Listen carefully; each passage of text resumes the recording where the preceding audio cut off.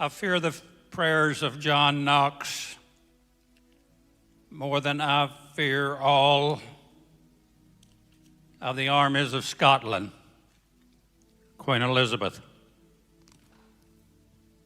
That many years ago, the most potent weapon was prayer. Listen to it again. I fear the prayers of John Knox more than I fear all the armies of Scotland. When words get together and they all carry the same theme, there is nothing in the world to equal them. They are marvelous. They can be straying over in this area, and they can be in the sky and the winds, and they could be hidden in a chest of drawers written on an old envelope. But if you ever get them to coordinate, if you ever get them to approve of one another and what they have to say, there's nothing like a song with proper words, like a poem with proper words. Fantastic. To dream the impossible dream, to fight the unbeatable foe, to bear with unbearable sorrows, to run where the brave dare not go, to right the unrightable wrong, to love pure and chaste from afar, to try when your arms are too weary, to reach the unreachable star. This is my quest, to follow that star, no matter how hopeless, no matter how far. To fight for the right without question or pause. To be willing to march into hell for a heavenly cause. And I know if I'll only be true to this glorious quest, that my heart will lie peaceful and calm when I'm laid to my rest. And the world will be better for this.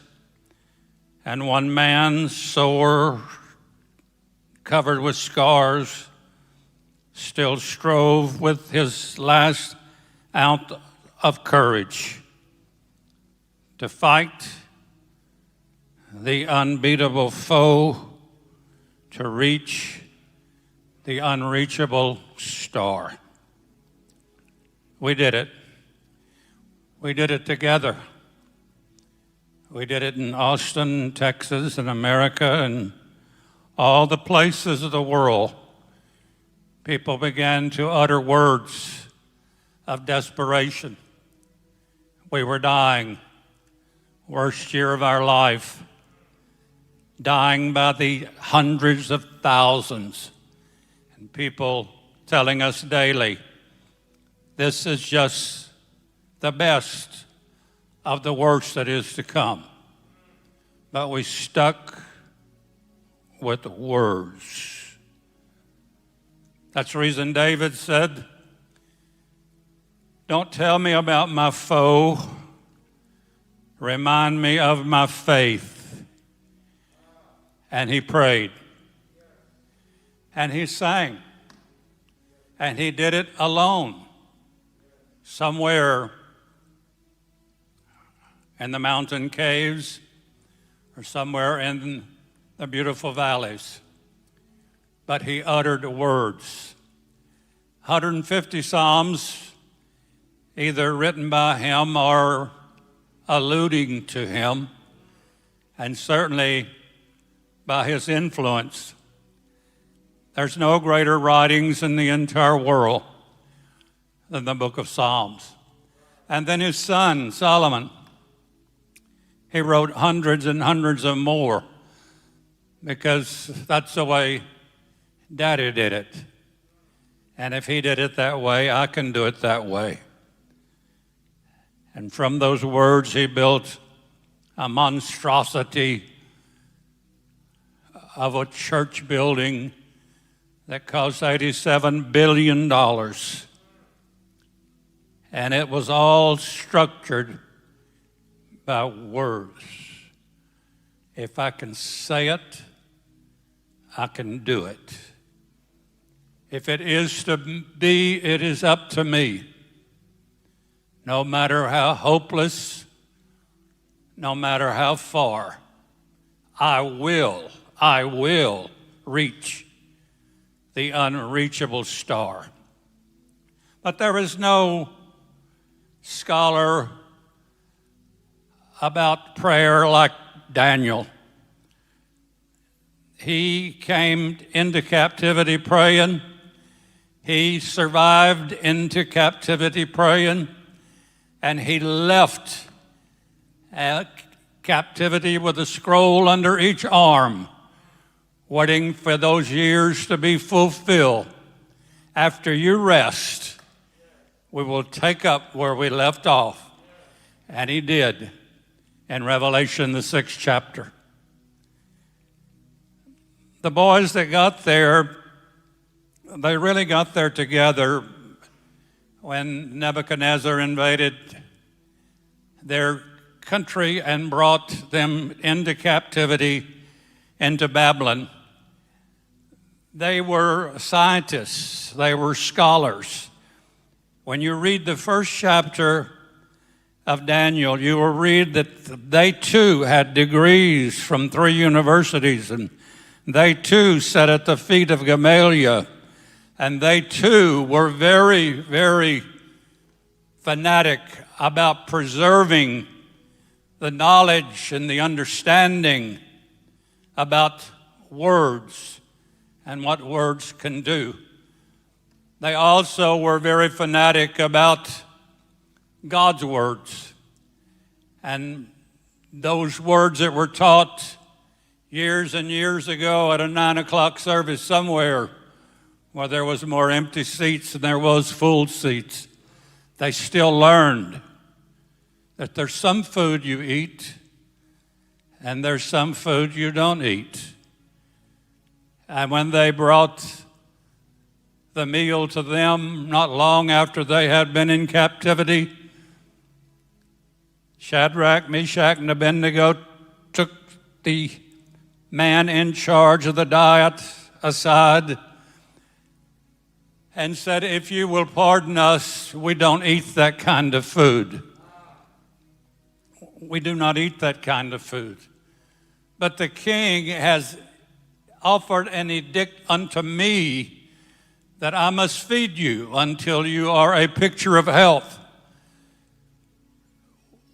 Let us do it our way, because our way is God's way.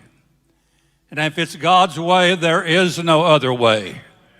We will not eat that which we were told not to eat."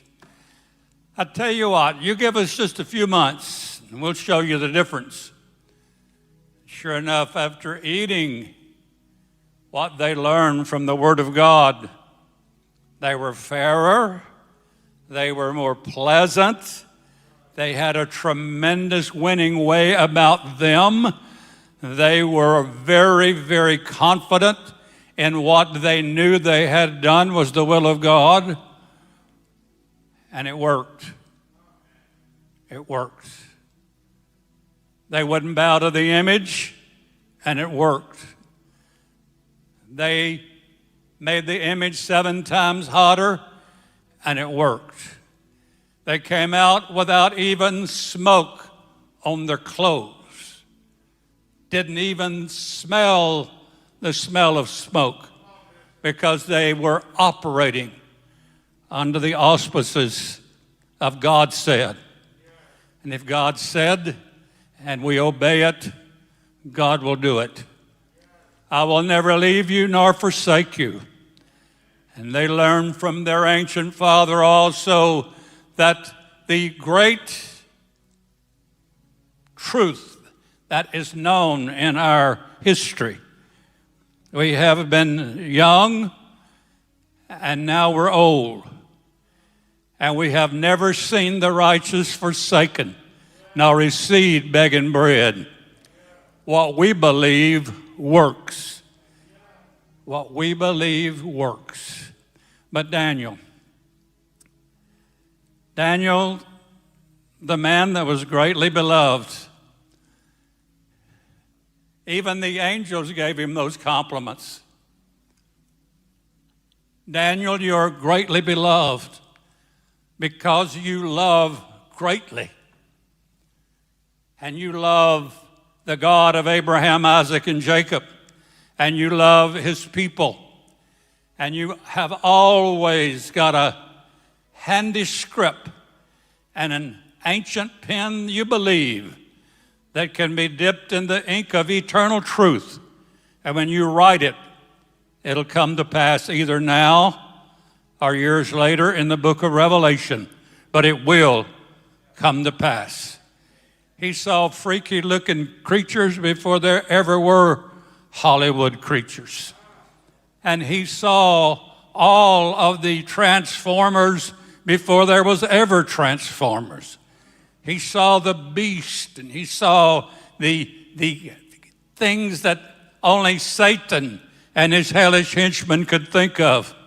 And he would write them down and would be ashamed that he had to write them down. Words. Words. The king had a dream. It was a big image all the way from gold to iron and clay in the toes. But he didn't remember the dream. He forgot it. So he called all of the wise people and all the soothsayers together, and he says, I had a dream, but I don't remember it. So I want you to dream the dream for me over, and then I want you to tell me what it means. At the head of the very intelligent group of people that serve, there's not a man alive that can do that. How do you expect us to dream the dream you dreamed if you forgot it? He said, well, let's look at it like this. If you don't do it, and you don't do it quickly, I'm going to kill you. Whoa. He said, well, just a minute. I heard of a man that is a revealer of secrets. Let me go get him. And they brought Daniel in and said, this is the worst thing you've ever heard. A man is asking us to dream a dream he dreamed and he can't remember it. How can we remember it? And then if we don't do that and tell him what it means, we got a sad future ahead of us. They came running to Daniel, look, we need help.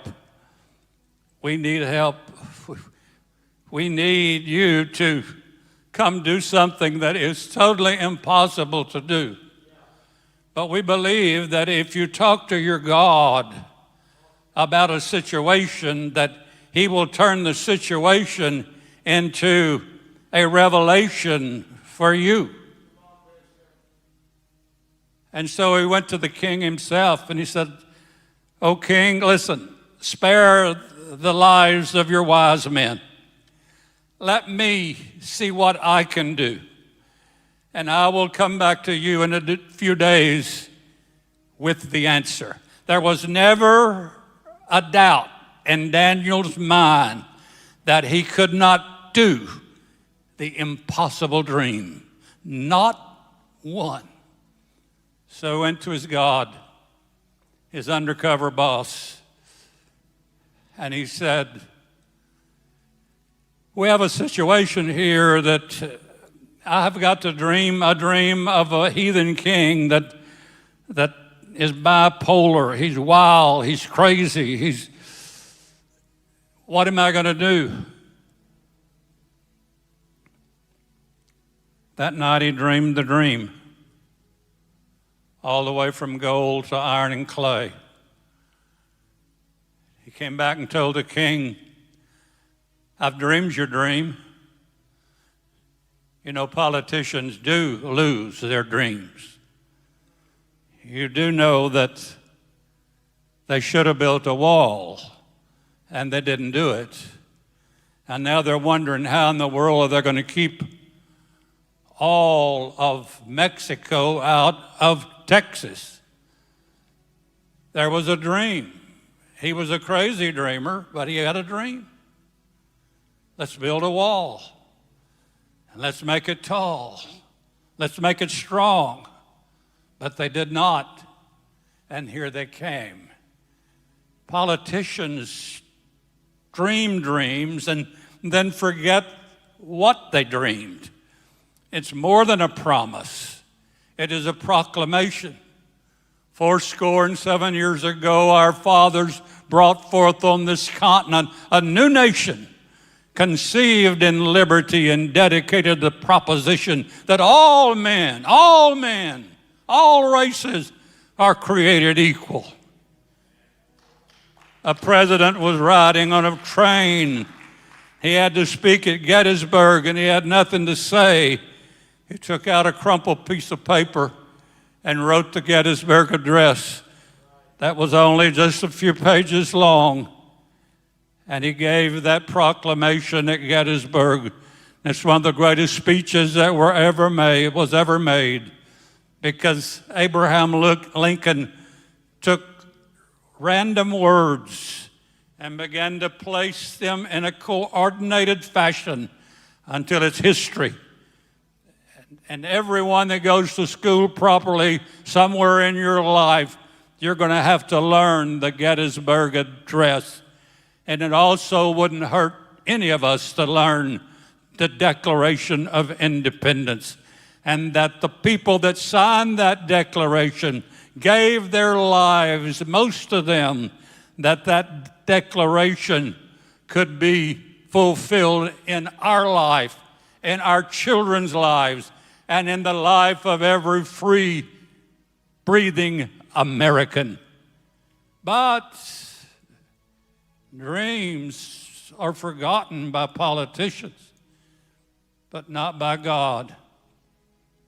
He said, you dreamed about a great image. And he said, you're the head. The one coming after you is going to be the chest. And then the abdomen is going to be the bronze. And then the legs are going to be the iron. And then it's going to be divided into two different systems, East and Western civilizations. Finally, it's going to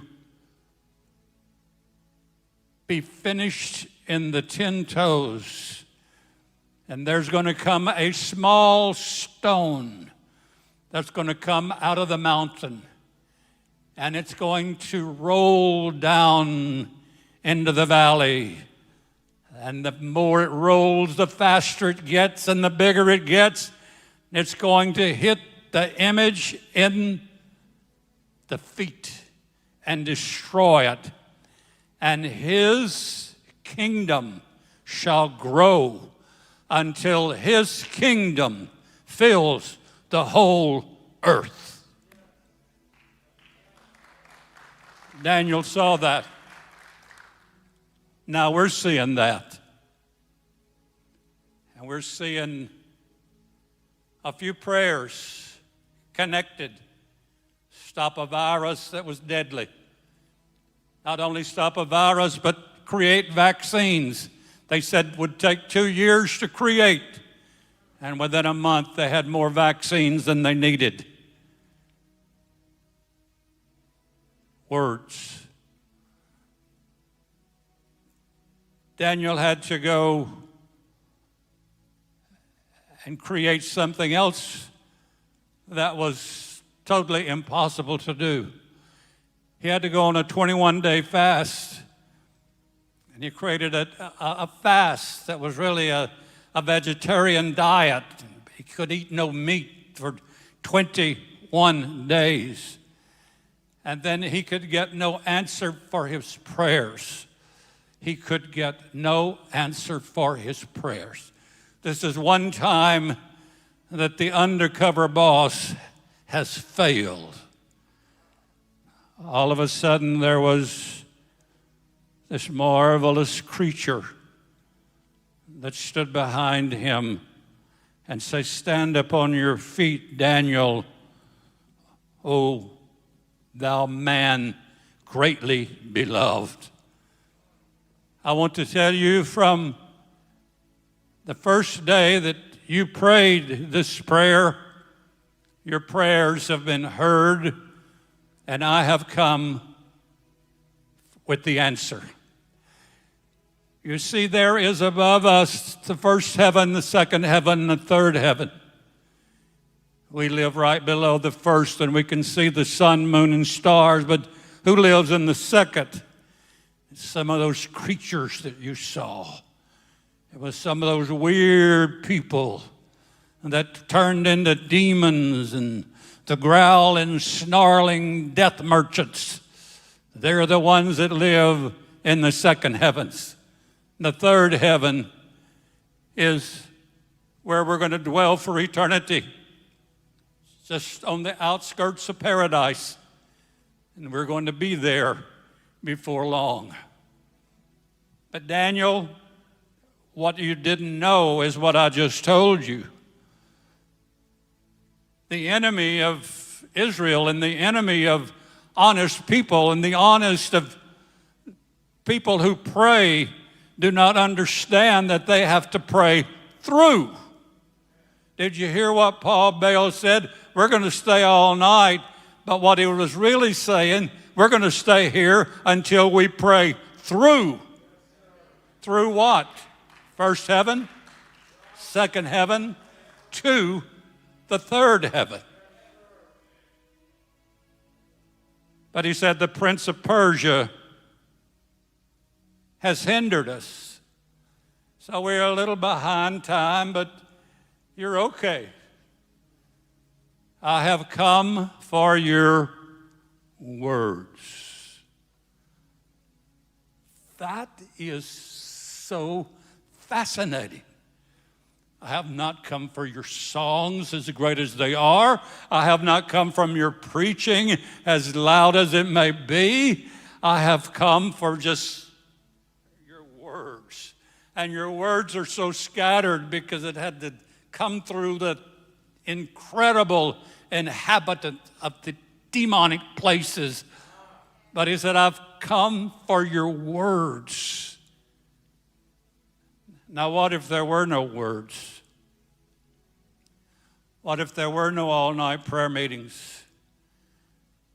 What if there was not a preacher who prayed like the two you have now in their youth? They prayed. They took a hold of a handful of nothing in California and held on until it became something. And they did it with prayer. They hammered it out on the anvil of prayer. And now you've got them in their youth. Let's give the Hirsches a big hand right now. And would you do it? Would you give them a big hand? We love them. We love their family.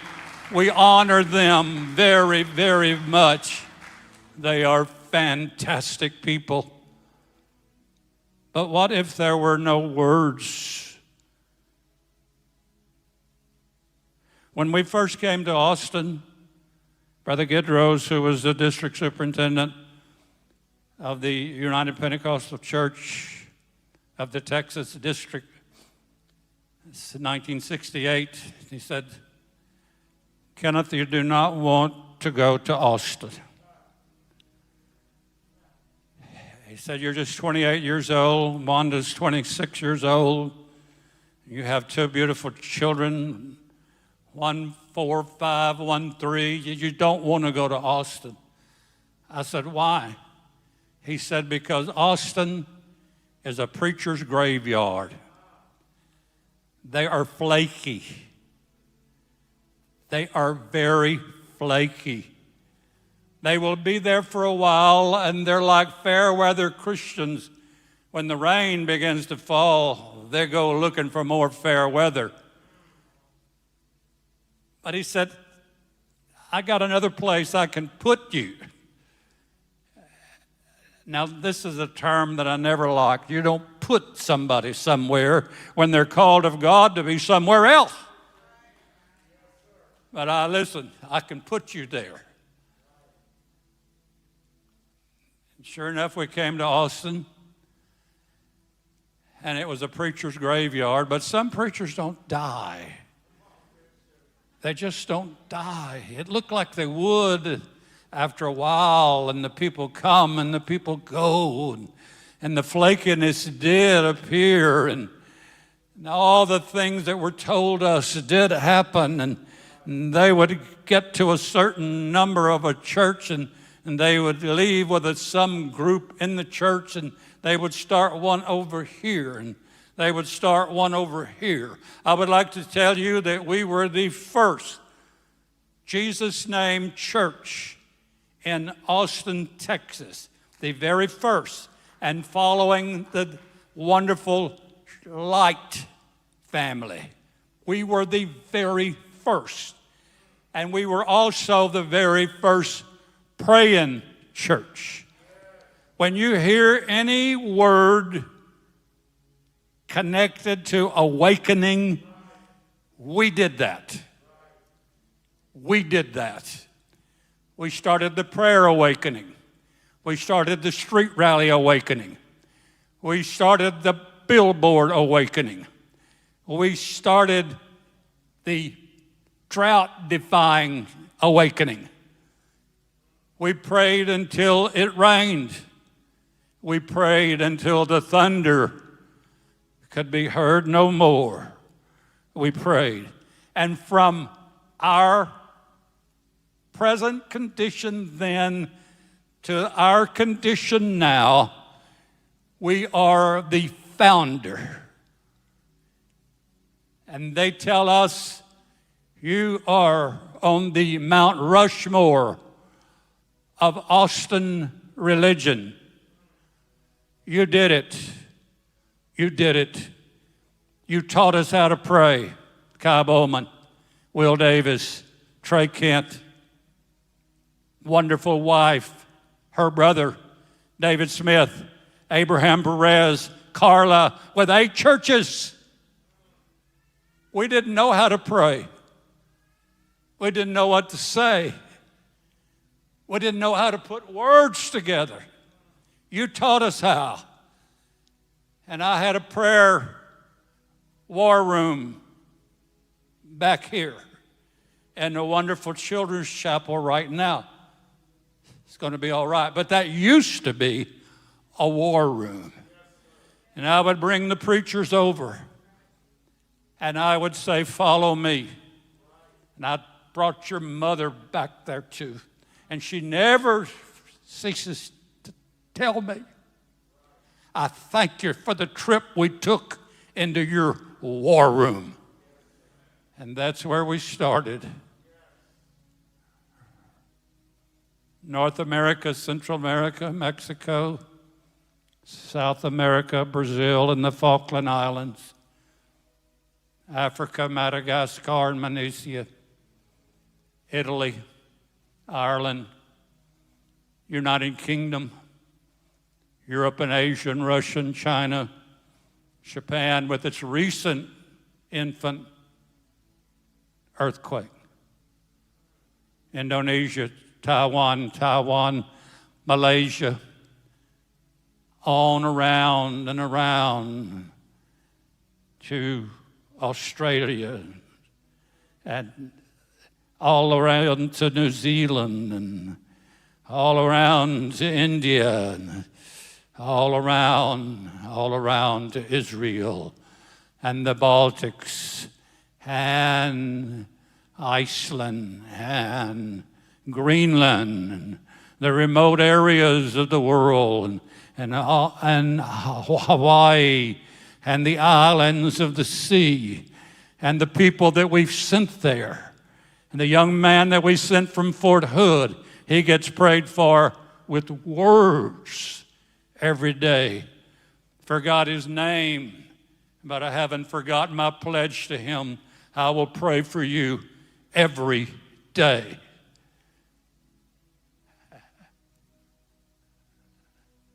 And so that's the way it is.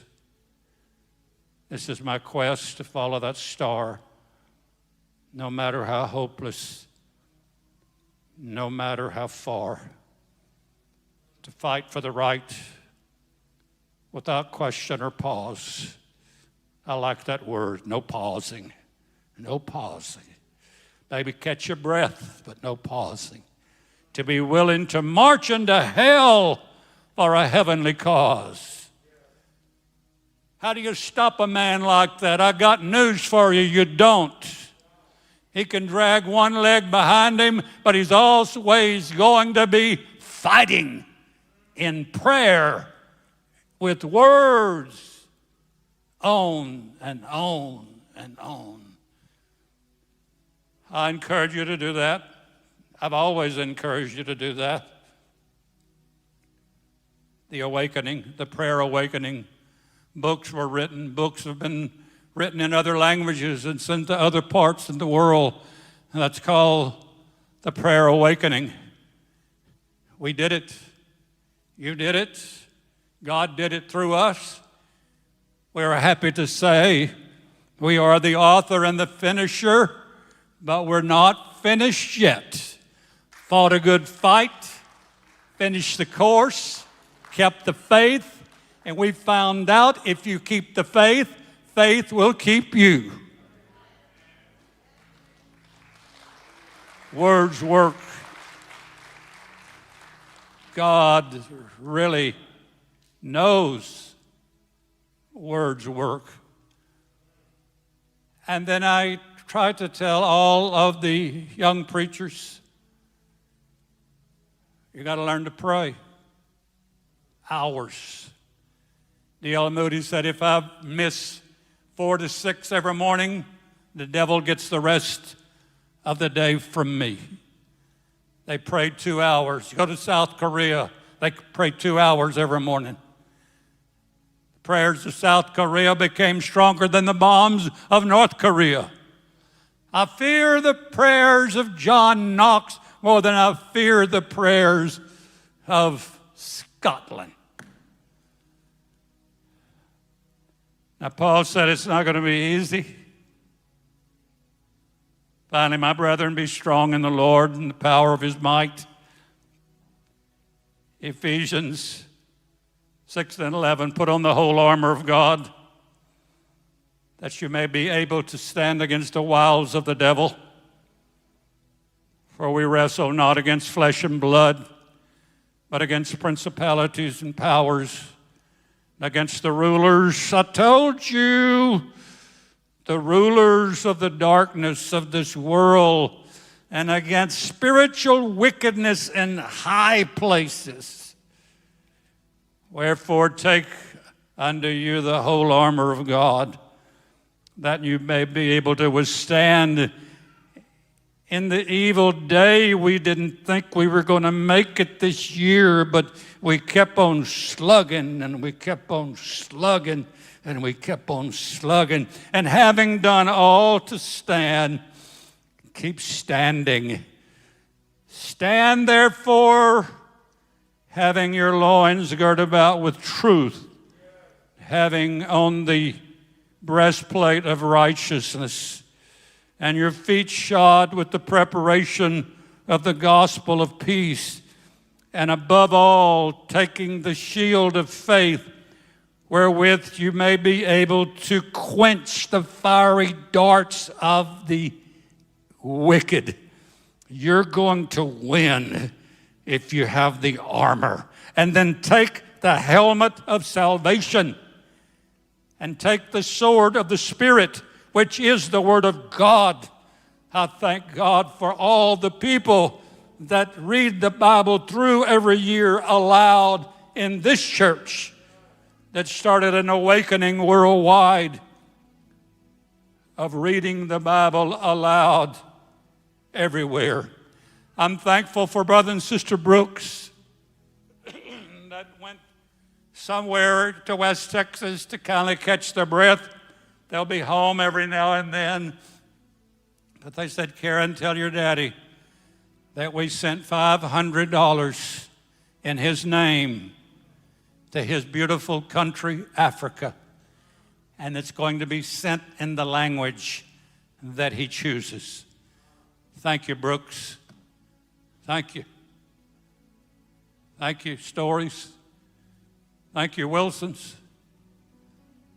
Thank you. Thank you, all of you. Thank you, Sam Eaton. Thank you, Roman. Thank you, Spencer. Thank you, Mike. Thank you, Jack. Thank you. You're mighty. You're Daniel. But how do you get all this? Would you play me a little louder music, my brother? Ephesians 6:18. This is how you get all the above. Praying always.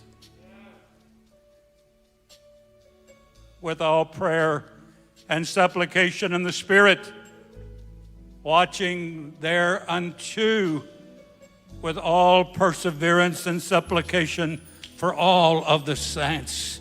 Pray without ceasing.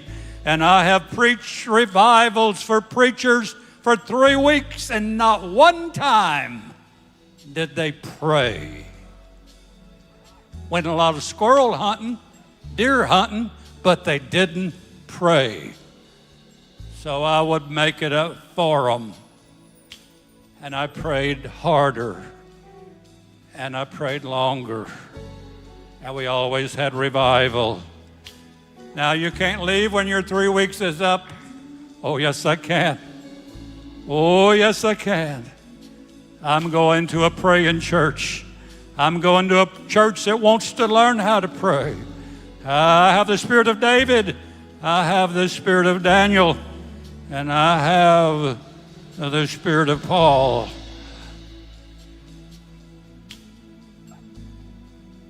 Psalms 109:4. David says, I give myself to prayer. Ephesians 6:12. It's there if you will learn. He that cometh to God must believe that he is. That he is what? That he is whom? He is God.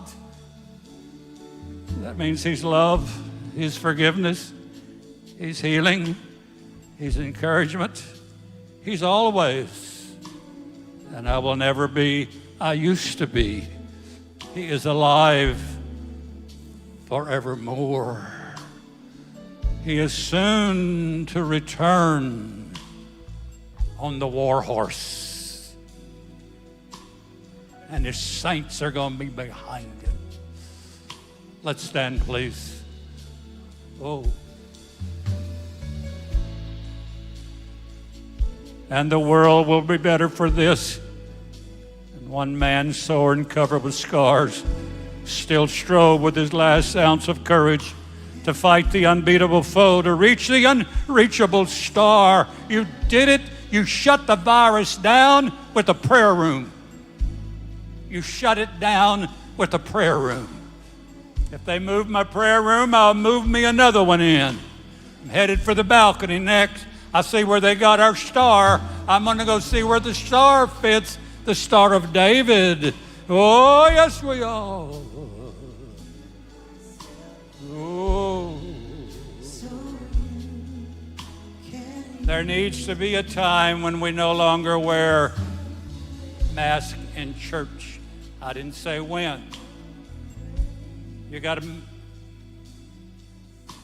governor saying the end of March, and you got a mayor saying the end of May. Either one, or as they would say in Indiana, either one. Won't be long till we'll see the other half of your face, because you got to learn to eat properly the bread and sustenance of life. And then you've got to learn how to roar. You can't even smile. I haven't seen your teeth in so long. You cannot even smile. Come on. We're into this right now, but we're not going to stay into it. And I'm not going to argue with people. I just know what the Bible says. In the last days you shall roar out of Zion. Try to roar with your mask on. The last days you're going to roar out of Zion. And when you roar, the great power of God is going to shake loose a little rock on the top of the mountain. He's going to come down and hit it in its feet. You're history. God is going to rule the world. Oh, yes, He is. Prayer will give you truth. Prayer will give you a breastplate. Prayer will shod your feet. Prayer will give you a shield. Prayer will give you a helmet. Prayer will give you a sword.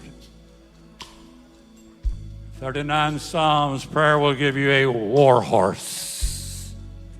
He smells the battle. He doesn't run from it.